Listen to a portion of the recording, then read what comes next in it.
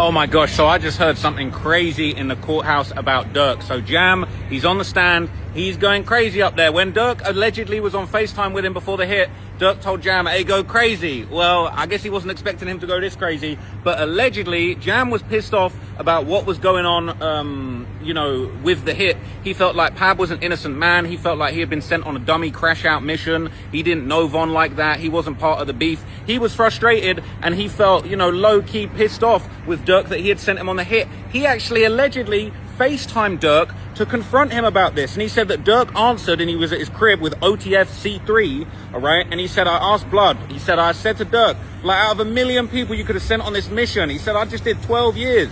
Why do you have to send me on that dummy mission with a bunch of people I didn't know? And apparently Durk cut Jam off. He didn't even let him finish. And apparently Durk just responded with a smile. He said, I love you, Jam. He said, y'all didn't hit Quando, but you hit Pab. Pab counts. He was on the internet saying he was smoking on Von. And he can't say that no more. And he was just smiling. He said Pab had been disrespectful about Von's death and that basically it counts. That's apparently what he said.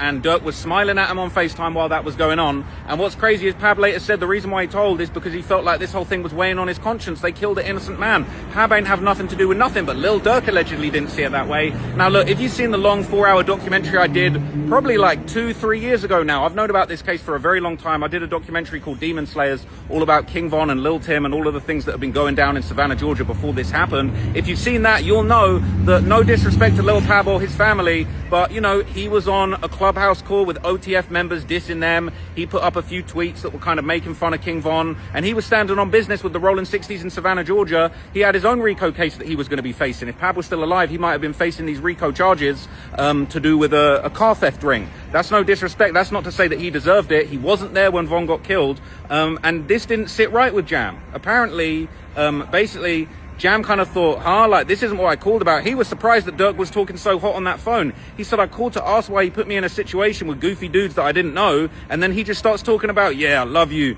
Like, you didn't hit Quando, you hit Pab, it counts. He was on the internet saying he smoked. So he was just like, what the hell? Like, I didn't understand. He said, I wasn't close enough to Flocker to be doing that with him. He sent me out there with goofies that I didn't know.